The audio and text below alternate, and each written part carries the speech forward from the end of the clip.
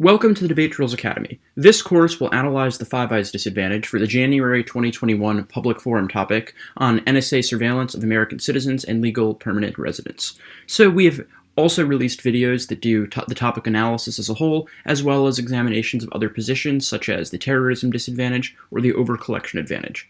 So for starters, I'll introduce the concept of the Five Eyes, and then we'll talk about this disadvantage itself. So, the Five Eyes.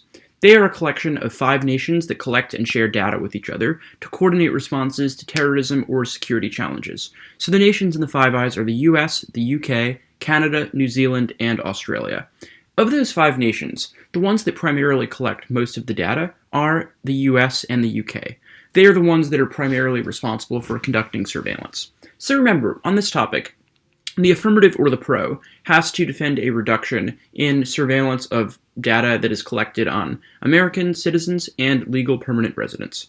So as a result, there is likely a lot less data that is being collected by the United States, and that would necessitate reductions in many types of, would necessitate legal changes to many statutes that currently govern the collection of data. So think of this from the perspective of the nations that we are sharing data with. They all of a sudden see that the primary country that is sharing data with them is saying, actually, we're going to pull it back a little bit. We are no longer going to be collecting nearly as much data as we had been collecting before. That might elicit a hostile reaction in other countries. The countries that primarily depend upon us for data might assume, okay, well, we're losing a bunch of valuable data, that's not good, but also that it might portend future reductions in the data that is being collected and shared. They may assume that the US is now stepping back, endorsing much more of an approach that is grounded in privacy. And remember that the US is one of the largest, if not the largest, collectors of data, that other countries, particularly those in Europe, have a much more developed culture of privacy, and as a result, many more restraints on privacy. So these countries aren't just collecting data on their own. They are very reliant on the United States. So unlike the terrorism disadvantage that might say this data is useful for being able to predict terror attacks and stop them, the Five Eyes disadvantage gets its offense primarily on the value of this alliance itself. That reductions in the data collection and sharing will eviscerate this alliance that we have. And as a result, it will hamper our ability to work collaboratively with allies, both in the area of data collection and sharing, but also more broadly. So, as we often emphasize when looking at these card files, you should not just download this and read it in a given debate.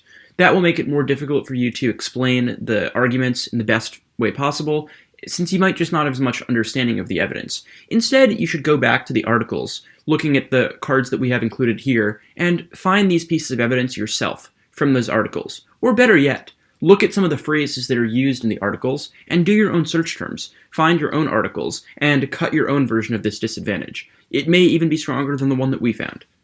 So now let's talk about the disadvantage proper.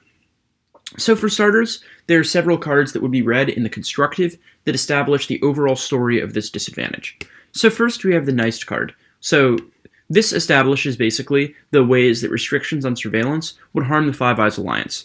So we see that the first part of the card discusses how the states that primarily depend on the US and UK are Australia, Canada, and New Zealand, because they are net receivers of data.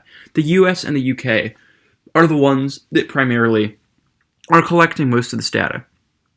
And that the problem with restrictions that emphasize the importance of privacy, such as the resolution, is that it would interfere with mass bulk collection programs. So this evidence gives the example of PRISM, that it's mass data that needs to be taken in to be able to collect it, that it relies on being able to pull in information, and that it needs to be able to have bulk collection of data to ensure that that information can be as effective as possible.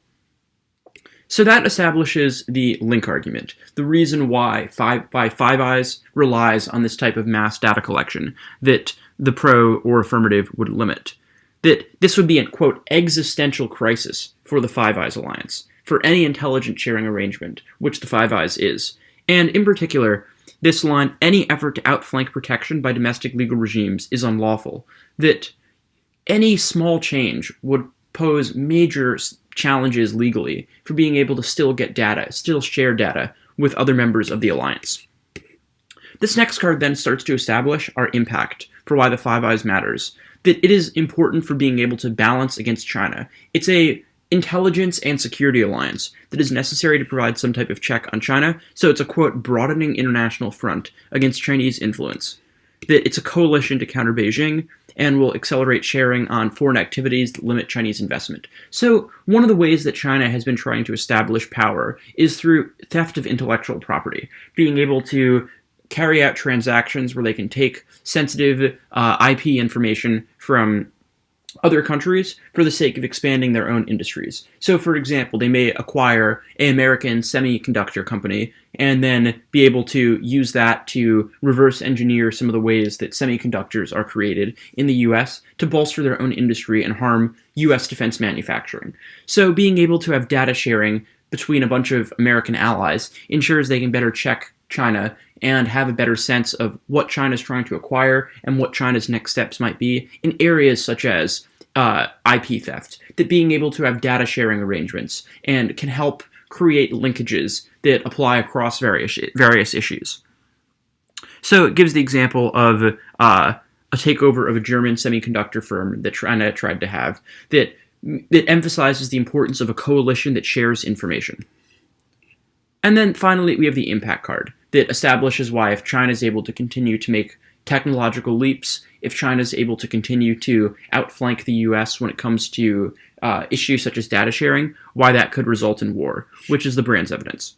That strong alliances are necessary to be able to ensure that there can be close collaboration between countries. They can find issue linkages where they can find areas of mutually beneficial cooperation to check adversaries. And it gives the example even of Five Eyes, that institutionalized alliances that share intelligence make it easier for alliances to really work to check adversaries. That if we were to lose major alliances such as the Five Eyes, that would make it far, far more challenging to be able to work together to enhance alliances and check adversaries.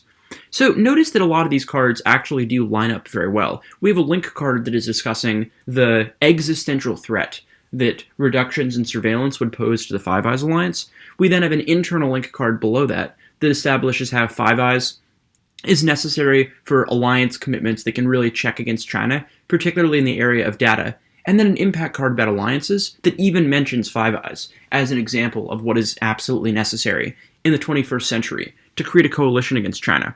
So we sort of now see a cohesive story for this disadvantage. So now let's look at some of the evidence that would likely be read in later speeches to justify various portions of this disadvantage.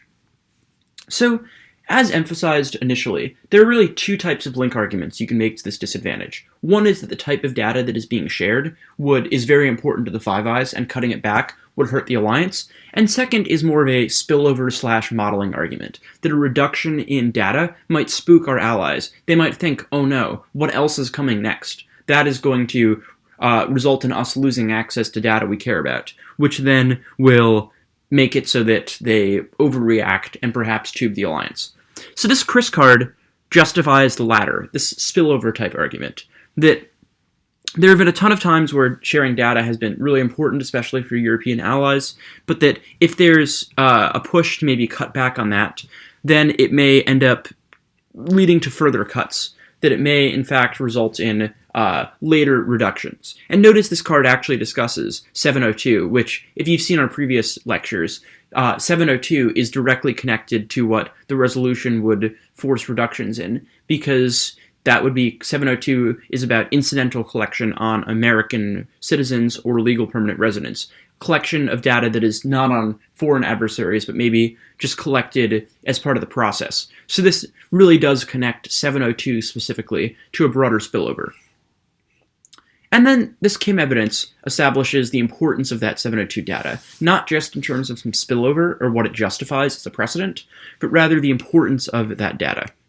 So we see that it says that it's a critical element of the global information for Five Eyes. It's shared continuously. It's without request. It's just automatic. All of a sudden now, there are these extra hurdles that are thrown in to decide what information is allowed, what isn't, as opposed to this continuous, smooth sharing that just happens almost automatically. That there would suddenly just be a bunch of steps that are added that might hamper the smoothness of that. And then another piece of evidence that establishes the importance of 702 data, specifically this English card that talks about how countries care about it because it foils terrorist plots in their countries, that it has stopped 25 plots in Europe from expanding. You may be wondering, how does this not bleed into the terrorism disad? It does. This is a terrorism link on this page, but it does establish, for the same reason, that there's a reason that these countries would care about the data that is being collected, because it is used in an effective way to foil terror attacks. Final piece of evidence, the Pittenger card, again is more of a perception argument. They care a lot about this data and would certainly be reluctant to have the US just suddenly cut back on it. That even if it doesn't reduce terror, even if it's not effective, they think it is. That European ambassadors think that it has prevented terror attacks, that the threat from terror is greater than it's ever been, and that they want to have the intelligence. So this perception link is powerful because it means that even if your opponent wins, that this data is not all that important, who cares about this data, even if that's true, our alliances believe in this disadvantage, put one way. They really think that this data is important for foiling terrorist plots, for being connected to the US, and they will view it as a huge threat to the alliance if the US were to make cuts.